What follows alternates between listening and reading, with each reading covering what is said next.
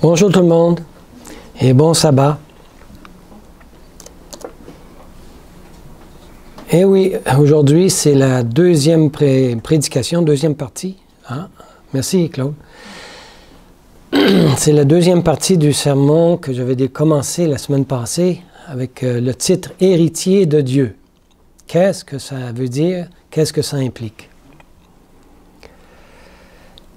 Lors de la dernière prédication, on va revenir un peu en arrière, je ne suis pas rendu là, je vous ai fait part que le plan du salut n'est pas apprécié à sa juste valeur.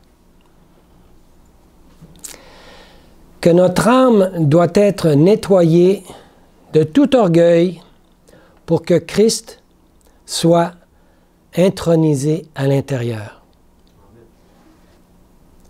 Que Christ était Dieu au sens le plus élevé, qu'il a décidé de cacher volontairement sa divinité et de la revêtir de l'humanité. Il est important ici de réaliser que dans ce plan, le Fils unique de Dieu a été donné à l'humanité et non prêté. Et on voit ça dans Jean 3,16. Pour terminer cette transaction, cette transaction se nomme l'expiation ou la grande réconciliation de Dieu avec l'humanité. Et cette transaction a des conséquences éternelles, autant pour Dieu que pour nous. Lisons Romains 5, verset 10. Car si, lorsque nous étions ennemis, nous avons été réconciliés avec Dieu par la mort de son Fils, à plus forte raison, étant déjà réconciliés, on parle de l'humanité là, serons-nous sauvés par sa vie. Non seulement cela, mais nous nous glorifions même en Dieu par notre Seigneur Jésus-Christ, par lequel nous avons maintenant obtenu la réconciliation. Et ça a toute une portée, ces deux versets. Avons-nous reçu cette expiation, cette grande réconciliation que Dieu veut accomplir avec nous? Combiner l'humain avec la divinité. De sorte que toute la plénitude de la divinité habite en Jésus. C'est ce qu'on appelle l'expiation. On continue avec un autre texte. C'est dans SDA Bible Commentary, volume 6, page 1077, 5e paragraphe. Quiconque croit en Jésus-Christ, ça vient d'Ellen White, l'esprit de prophétie, quiconque croit en Jésus-Christ n'est pas asservi à la loi de Dieu. Hey, qu'est-ce qui se passe là? Quand tu lis ça, il y a un problème. Là. On n'est pas asservi à la loi de Dieu, comment ça? Car sa loi est une loi de la vie pour celui qui croit, pas de la mort, pour ceux qui obéissent à ses préceptes. Tous ceux qui comprennent la spiritualité de la loi, tous ceux qui réalisent son pouvoir en tant que détecteur du péché. La loi a été donnée pour être détecteur du péché. Sont aussi impuissants que Satan lui-même. Ça, c'est nous. Nous sommes aussi impuissants que Satan lui-même devant la loi. À moins d'accepter l'expiation qui leur est donnée dans le sacrifice réparateur En anglais, c'est remedial. Ben, je l'ai traduit comme ça. De Jésus-Christ, qui est notre expiation. Puis après ça, c'est un tiret, c'est marqué atonement. En anglais, at one meant, ça veut dire un avec Dieu.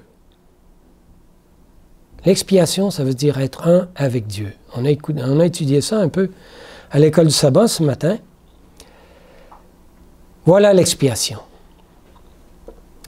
Et la compréhension de cette expiation est la compréhension la plus essentielle dont nous avons besoin. Pour comprendre tous les autres versets dans les Saintes Écritures. On va lire ça dans SDA Commentary, Bible Commentary encore, mais volume 5, page 1137, 7e paragraphe. Elle a écrit « Le sacrifice de Christ, comme expiation du péché, est la grande vérité autour de laquelle s'articulent toutes les autres vérités. » Je répète, cette réconciliation de Dieu avec l'humanité est la grande vérité autour de laquelle s'articulent toutes les autres. Ben oui, mais c'est juste la croix. Qu'est-ce qu'il y a de si extraordinaire dans la croix pour que ça devienne la grande vérité? On m'a accusé même qu'on parlait trop souvent de la croix ici au groupe Agapé. Mais là, je me dis, c'est la base. Si on ne s'arrête pas à la croix, on n'a rien saisi. Ceux qui étudient, juste avant, pour être correctement comprises et appréciées, chaque vérité de la parole de Dieu, de la Genèse à l'Apocalypse, doit être étudiée à la lumière qui jaillit de la croix, du calvaire, et en rapport à la vérité merveilleuse et centrale de l'expiation du Sauveur. Ceux qui étudient le merveilleux sacrifice du Rédempteur grandissent dans la grâce et la connaissance. C'est bien écrit. C'est compréhensible. C'est la grande vérité fondamentale que Jésus a combiné la race humaine avec Dieu lui-même. Jésus a combiné la race humaine avec Dieu. Ça s'appelle l'expiation, l'union avec Dieu, atonement. Ceci doit être compris afin que toutes les autres écritures de la parole de Dieu puissent être appréciées, elles aussi, et comprises. Si on ne comprend pas ça, ça ne donne rien d'essayer de comprendre les autres versets. C'est la base. Jésus l'a exprimé dans sa prière comme grand prêtre dans Jean 17 qu'on a étudié dans l'école du sabbat. À quelle vitesse les gens lisent-ils cela sans comprendre l'expiation? Celui qui est Dieu, Jésus, a combiné en lui l'humain et le divin. Vous allez dire, ouais, on sait ça, c'est Jésus, c'est lui. Mais qu'est-ce que ça a rapport avec nous autres? Hein? Si on met Jésus à l'extérieur de l'humanité, c'est sûr qu'on a cette idée en tête. Mais si on comprend que nous sommes tous en lui, c'est toute une différence. Lisons Jean 17, verset 20 jusqu'à 23. On a lu ça ce matin, mais on va le relire. Or, Jésus a dit ça, je ne prie pas seulement pour eux, mais aussi pour ceux qui croiront en moi par leur parole, afin que tous soient un. Quand j'ai mis ça en tout cas dans ma compréhension, on parle de l'humanité en entier. Bien que ça peut être compris différemment. Mais Jésus a comme deux sens dans cette écriture. Voici l'expiation. Il continue, comme toi, ô Père, tu es en moi. En tant qu'humain. Jésus, il parle à son Père en tant qu'humain. Tu es en moi. Et moi, en tant qu'humain, en toi. Afin qu'il soit aussi l'humain, un en nous. Et là, c'est en tant que divin. Le nous. Dieu le Père n'est pas humain. Là. En tant que divin, Jésus dit qu'il soit aussi eux, l'humanité, un en nous. Pour que le monde croit, on vient de parler du monde, c'est encore le même monde. Pour que le monde croit, parce que s'il n'y avait pas cette unité entre l'humanité et la divinité, l'humanité n'aurait pas été capable de croire. C'est clair. Il a dit, pour qu'eux deviennent un avec nous, afin que le monde croit que c'est toi qui m'as envoyé. Autrement, le monde aurait resté incrédule. Extraordinaire, hein? Ce que Jésus a fait. Comprenons-nous ce que dit la parole de Dieu. Si Jésus n'était pas venu dans un corps humain, de nature pécheresse, nous n'aurions pas pu avoir la foi de Jésus en nous. C'est sérieux? Jésus dit, le Père est en moi, en tant qu'humain. Et moi, humain, je suis dans le Père. Je leur ai donné la gloire que tu m'as donnée, afin qu'ils soient aussi un en nous. Moi en eux, ça c'est le résultat. Moi en eux, ça veut dire Jésus en l'humanité, et toi en moi. La divinité, à travers Jésus, devient en l'humanité. Afin qu'ils soient parfaitement un. Ça c'est l'Église, unité de l'Église en Dieu. Et que le monde connaisse que tu m'as envoyé et que tu les aimes comme tu m'as aimé. Tout ça, ça va ensemble. Tout ça, c'est grâce à Jésus qu'on l'humanité peut avoir la possibilité de croire et d'aimer. Autrement, ça aurait été impossible. Que dit Jésus? Il prie afin qu'il soit aussi un en nous. Il parle de l'humanité, afin que l'humanité soit un en nous. Hey, il y a quelque chose, là. Ça veut dire quelque chose, ça. Que ceux-là, les êtres humains, peuvent être un en nous, un avec la divinité. Wow!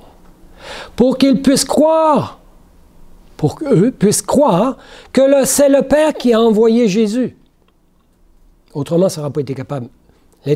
L'humanité n'aurait pas été capable de croire que cet envoyé-là, Jésus, a été envoyé par le Père.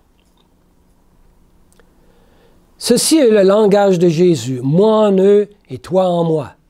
Moi en eux et toi en moi. Que veut dire Jésus?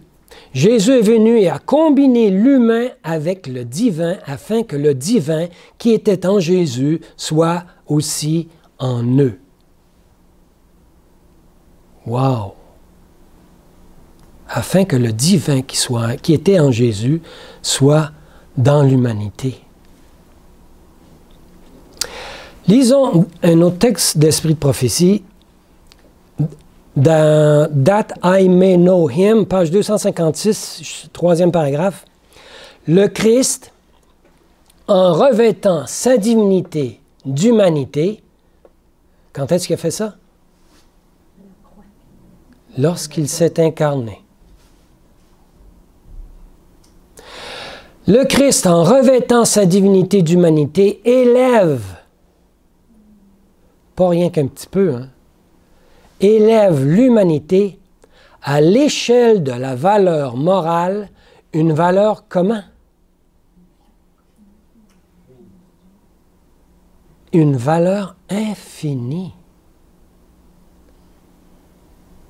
Quelle sorte de valeur? Une valeur infinie. Qu'est-ce que l'infini? Qui est infini? Seul Dieu est infini. Et l'homme, par Jésus combinant l'humain avec le divin, l'homme est élevé à une valeur infinie. Wow! C'est ce que nous dit l'inspiration. Ceux qui reçoivent Jésus acceptent cette vérité que Jésus est égal à Dieu, contrairement à ceux qui refusent que Jésus est Dieu. Beaucoup de gens enseignent cela aujourd'hui. Ils disent que Jésus n'est pas Dieu. Il n'est que le Fils de Dieu. Il a été créé à une époque tellement lointaine, d'accord, mais il n'est pas Dieu. Cela n'a aucun sens bibliquement parlant. Ce n'est pas ce que disent les Saintes Écritures. Et pourtant, tant de personnes se lancent dans cette croyance. Les Écritures disent qu'il a existé avec le Père depuis toujours. Et ces trois personnes de la divinité représentent une doctrine importante à embrasser, de sorte que nous puissions comprendre le grand cadeau de l'expiation donné à la race humaine. Si vous et moi croyons que Jésus est Dieu, alors une histoire étonnante va s'y dégager. Voici ce que l'Esprit de prophétie a à dire en référence aux personnes qui rejettent cette vérité et qui enseignent l'erreur que Jésus n'est pas Dieu. En connaissez-vous? Moi, j'en connais. Puis il m'appelle souvent, puis il me cogne souvent à la porte.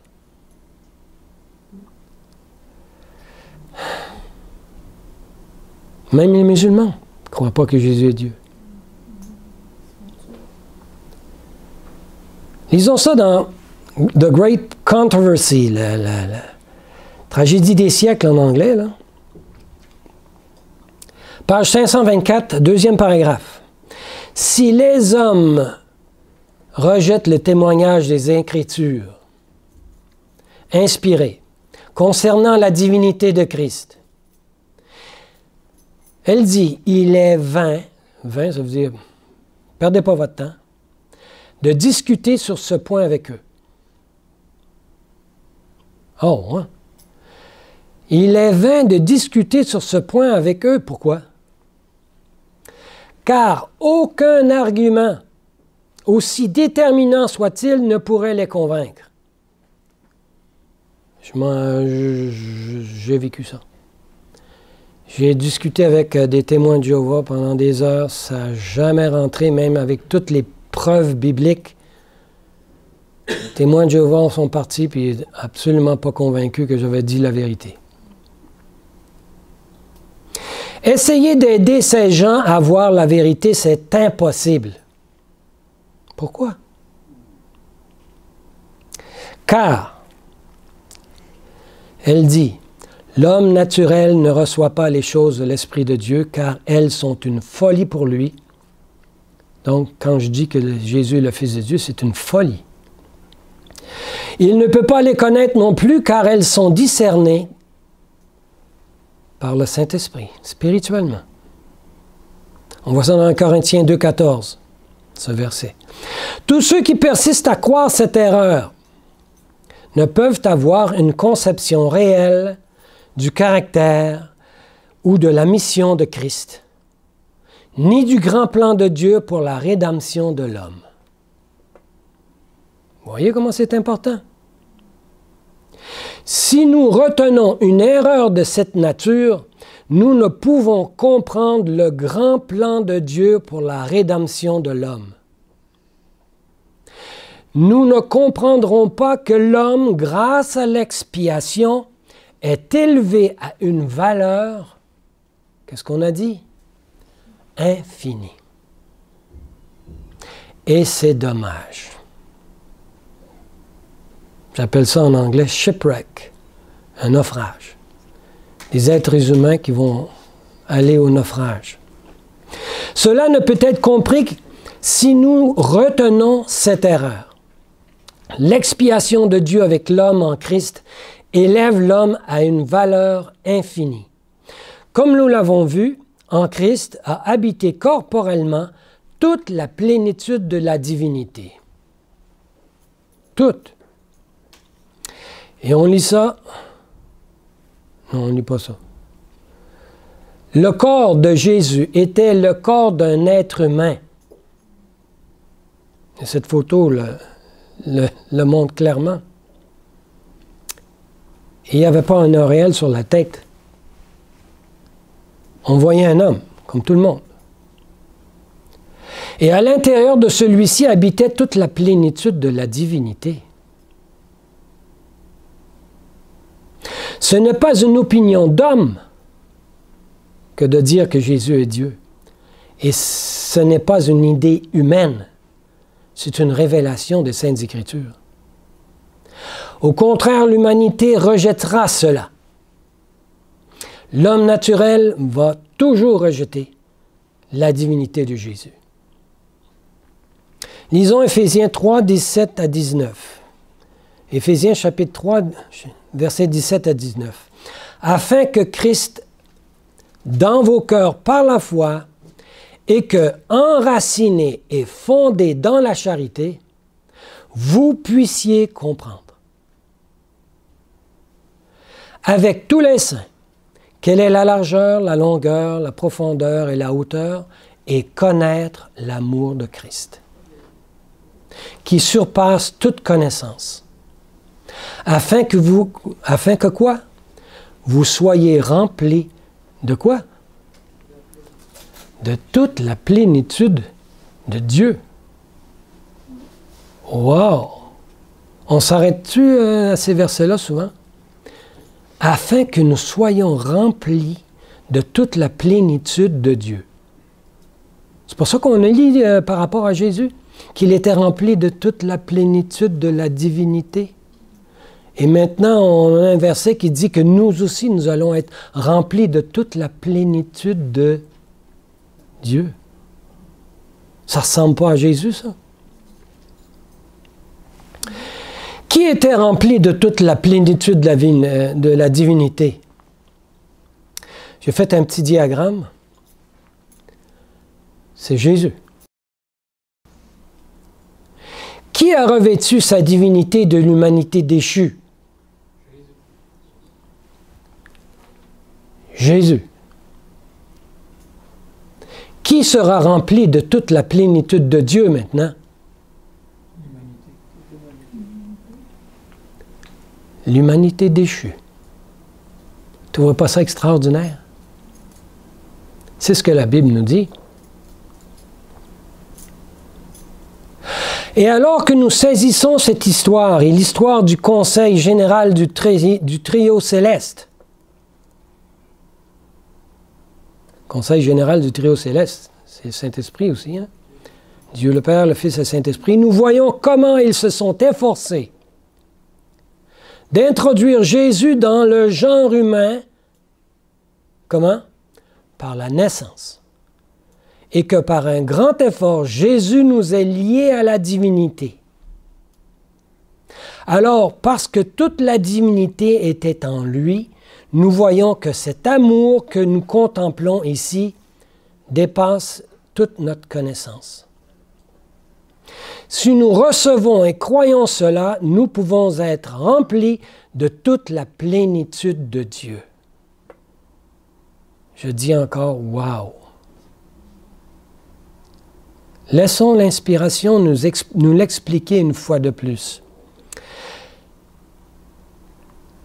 Thought from the Mount of Blessing. Page 34, chapitre 20, premier paragraphe. Grande. Elle a dit grande, on aurait peut-être pu dire énorme, extravagante, extraordinaire, est la récompense au ciel pour ceux qui témoignent du Christ par la persécution et les reproches. Qu'est-ce que c'est la persécution et les reproches quand on vient d'apprendre qu'est-ce que Jésus a fait pour nous? Pendant que les gens recherchent les biens terrestres, Jésus, lui, les dirige vers une récompense céleste. Ce n'est pas une récompense, ce n'est pas un cadeau. Mais Jésus ne place pas tout cela dans la vie future. Ça commence déjà ici. Quand ça? Quand est-ce que ça commence? Quand on va se mettre à croire? Un petit peu plus tard, avant qu'on meure? Maintenant. Tout de suite. Le Seigneur apparut jadis à Abraham et il a dit à Abraham, « Je suis ton bouclier et ton immense récompense. » Pas dans le futur, là, tout de suite. En Genèse 15, verset 1. Et on continue. « C'est la récompense de tous ceux qui suivent le Christ. Jéhovah Emmanuel, celui en qui sont renfermés tous les trésors de la sagesse et de la science, en qui habite, elle reprend ce texte, toute la plénitude de la divinité habite corporellement en Jésus. Colossiens 2, 3 et 9. 2 versets 3 et 9.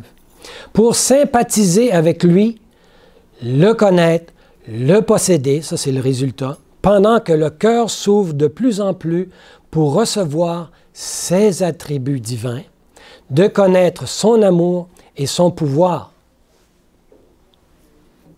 On continue. De posséder les richesses insondables du Christ, de comprendre de plus en plus quelle est la largeur, la longueur, la profondeur et la hauteur et connaître l'amour de Christ qui surpasse toute connaissance afin que vous soyez remplis de toute la plénitude de Dieu. On reprend le texte que j'ai lu tantôt. Éphésiens 3, 18, 19. Tel est l'héritage des serviteurs de l'Éternel. C'est le titre. Nous sommes héritiers de Dieu. Tel est l'héritage des serviteurs de l'Éternel et la justice qu'ils recevront de moi, dit l'Éternel. Ça, on voit ça dans Ésaïe 54, verset 17. Quel est l'héritage des serviteurs de l'Éternel? Que nous puissions être remplis de toute la plénitude de Dieu. C'est pas une mince affaire, hein? Par Jésus qui est Dieu et qui s'est associé à l'expiation avec nous, si nous ouvrons nos cœurs, Dieu attend notre décision. Si nous ouvrons nos cœurs, pour que nous puissions sympathiser avec lui, pour le connaître, pour le posséder, à mesure que le cœur s'ouvre de plus en plus pour recevoir ses attributs, quel est notre privilège? Être rempli de toute la plénitude de Dieu. Lisons SDA Bible Commentary, maintenant volume 7, page 907, 5e et 6e paragraphe. Et le nom est écrit « En Christ a habité corporellement la plénitude de la divinité. C'est pourquoi, bien qu'il ait été tenté comme nous en tout point, il s'est tenu devant le monde dès sa première entrée, sans corruption, bien qu'il soit entouré par la corruption. Ne devons-nous pas, nous aussi, participer à cette plénitude de la divinité? Et n'est-ce pas ainsi et seulement ainsi que nous pouvons vaincre comme il a vaincu? Ceux qui disent que c'est impossible de faire la volonté de Dieu, ils ont en partie raison. C'est impossible à celui qui ne croit pas que Jésus est Dieu.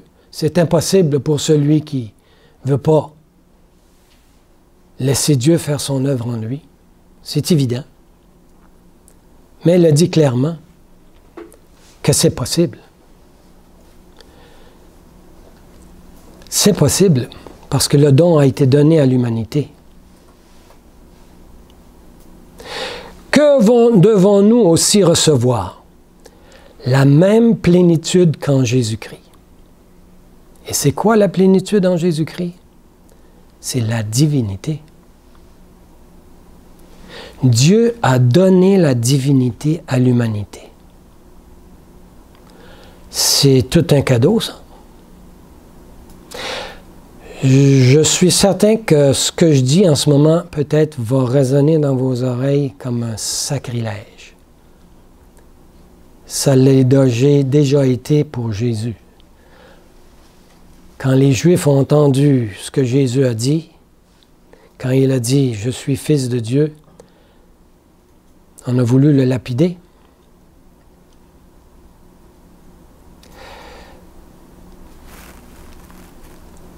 On continue. Nous perdons beaucoup en ne nous attachant pas constamment sur le caractère de Christ.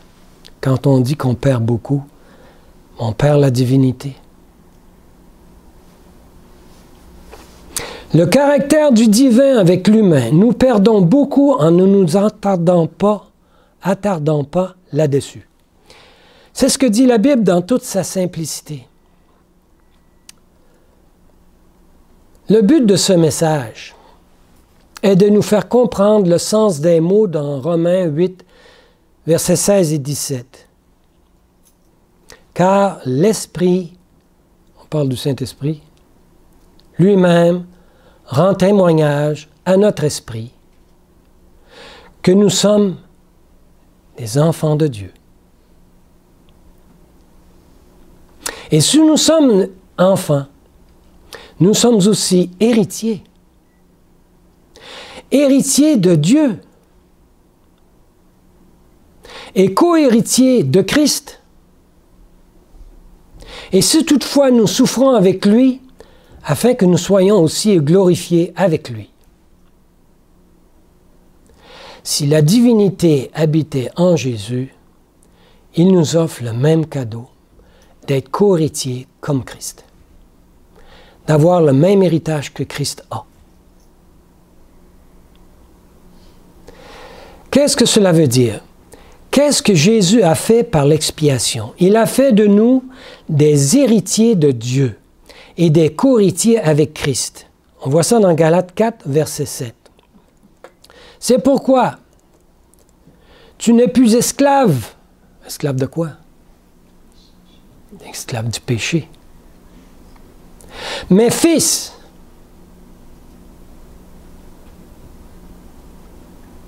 Quand Dieu a dit à Jésus lors de son baptême, « Voici mon fils en qui j'ai mis toute mon affection », l'esprit de prophétie dit qu'il embrassait toute l'humanité.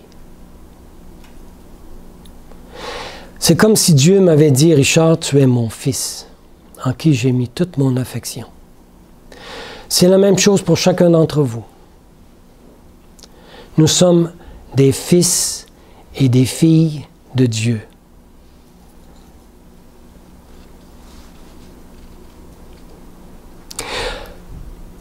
Par Christ, Christ a combiné l'homme avec Dieu. Par Christ, Dieu a combiné, ou Christ a combiné l'homme avec Dieu. Et si nous avons Christ en nous, l'espoir de la gloire, qu'y a-t-il en nous? Dieu et l'homme parce que c'était en Christ. C'est ce que Jésus a dit, n'est-ce pas? Moi en eux et toi en moi, afin qu'ils soient rendus parfaits en un, tous unis. Il n'est donc plus étonnant lorsque nous lisons dans Psaume 82, verset 6, ça c'est ce que je voulais, ce qu'on a dit tantôt, combiner l'homme, l'humanité avec Dieu, on devient tous un, tous de la même couleur. Christ a dit, dans Psaume 82, verset 6, il est écrit, « J'ai dit, vous êtes des dieux. » Il parle à qui? La Bible parle de qui? Les Israélites? Juste des adventistes? J'ai dit, vous êtes des dieux, vous êtes tous, on va préciser, vous êtes tous des fils du Très-Haut. C'est ce que nous sommes. C'est dans la même phrase. C'est sur cette phrase-là que Jésus a utilisé même. On voit ça dans Jean 10, 34, 36. Jésus a dit ça aux Juifs qui ne voulaient pas croire que lui était le Fils de Dieu. Jésus leur répondit, « N'est-il pas écrit dans votre loi, c'est dans la Torah en passant, Jésus, quand il dit ça, « N'est-il pas écrit dans votre loi, j'ai dit, vous êtes des dieux. » Quand on lit ça dans l'Ancien Testament, vous êtes des dieux, le mot Dieu, là, qui est au pluriel, en hébreu, c'est Elohim. Elohim. Savez-vous ce que c'est, ce mot-là est utilisé où dans l'Ancien Testament? Dans Genèse, c'est le même mot. À toutes les fois dans l'Ancien Testament, on voit ce mot-là, Elohim, mais dans Genèse 1, verset 1, le premier verset, c'est écrit « Elohim créa les cieux et la terre ». Et on voit dans le même verset, en hébreu, « Vous êtes Elohim ». Et Jésus le reprend le même verset dans Jean 10, 34. Il dit, « N'est-il pas écrit dans votre loi, dans la Torah, j'ai dit, vous êtes des dieux » que si elle a appelé Dieu, au pluriel, Elohim, ceux à qui la parole de Dieu était adressée, c'est à qui ça? Et l'Écriture ne peut être rejetée. Dites-vous que je blasphème? Moi que le Père a sanctifié et qu'il a envoyé dans le monde, parce que j'ai dit, je suis le Fils de Dieu. Vous êtes offusqués, comme si j'avais dit un blasphème parce que j'ai dit que je suis le Fils de Dieu, mais c'est pourtant ce qui est écrit dans la Bible, ce que vous êtes, vous, des Elohim. Mais c'est spirituellement qu'on comprend ça. Charnellement, les Juifs voulaient tuer Jésus. Hein. Ils n'avaient pas saisi, ils ne pouvaient pas saisir ce que ce verset-là voulait dire. Qu'il y avait à l'intérieur de ce verset un don magnifique que Dieu avait donné à l'humanité. C'était la divinité. Dans Heavenly Place, dans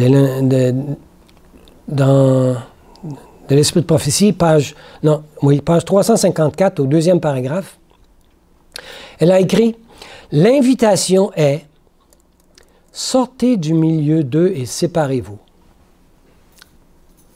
En fait, ça veut dire « Acceptez ou recevez », c'est encore mieux, ce don qui vous est offert gratuitement.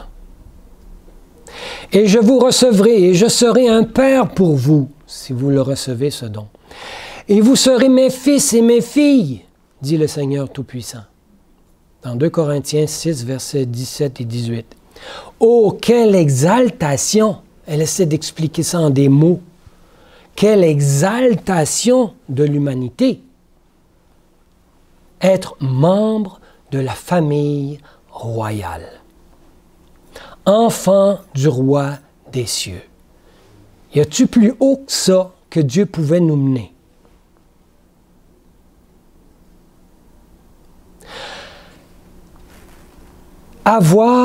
On continue, avoir le Sauveur de l'univers, le roi sur tous les rois, qui nous connaît par notre nom et être héritier de Dieu de l'héritage immortel, la substance éternelle.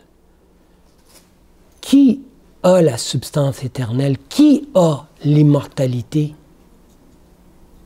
Dieu seul. On reçoit la divinité de Dieu. C'est notre privilège. Recevons-nous ce prix, ce cadeau? C'est notre privilège, c'est disponible pour nous. Le recevrons-nous? Si nous ne voulons pas y croire, ça ne viendra pas. Je ne l'apprécierai jamais tant que je ne voudrais pas y croire. Dieu attend notre décision. Décider de croire. Allons-nous combattre les batailles du Seigneur? Allons-nous pousser la bataille jusqu'au bout, jusqu'à la limite? Serons-nous victorieux sur le péché? Combien de fois on dit qu'on est des extrémistes? D'enseigner qu'on peut avoir la victoire sur le péché. Des perfectionnistes. Je ne parle pas de la chair sainte, là, ici. Je parle du caractère de Jésus. J'ai décidé, le moine a dit ça, j'ai décidé que je devrais recevoir le paradis. Et je veux que vous aussi le receviez. Nous sommes ici mis au défi. Par Jésus, revêtant sa divinité d'humanité, il élève l'homme à une valeur infinie. En Jésus, nous sommes héritiers de Dieu, de l'héritage immortel, la substance éternelle. Et Jésus a combiné la race humaine en lui-même. Et maintenant, il dit dans Apocalypse 3, verset 21, « Celui qui vaincra, je le ferai asseoir avec moi sur mon trône. » Ça ne peut pas être plus haut que ça. C'est l'endroit où Satan voulait être. Mais il voulait tasser Jésus. Il voulait le trône où Jésus était assis. Et maintenant, le trône de Jésus, il nous l'offre gratuitement. Et nous osons ne pas y croire. Avec moi sur mon trône, comme moi j'ai vaincu, je suis assis avec mon Père sur son trône. Pour ceux d'entre vous qui par la grâce vaincront comme j'ai vaincu, vous vous assiérez avec moi sur mon trône. Vous serez ensemble avec moi parce que vous avez décidé un jour de recevoir la divinité qui était en moi. C'est ainsi que cela est écrit. J'ai fait l'effort de laisser la parole de Dieu nous l'expliquer, afin qu'elle ne soit entachée par aucun élargissement humain. C'est comme nous le lisons. Alors ma prière est que le Saint-Esprit puisse garder notre cœur tendre et soumis, car nous croyons tous que Jésus est Dieu et qu'il est la deuxième personne de la divinité, et aussi qu'il s'est revêtu d'une chair pécheresse comme la mienne. Amen.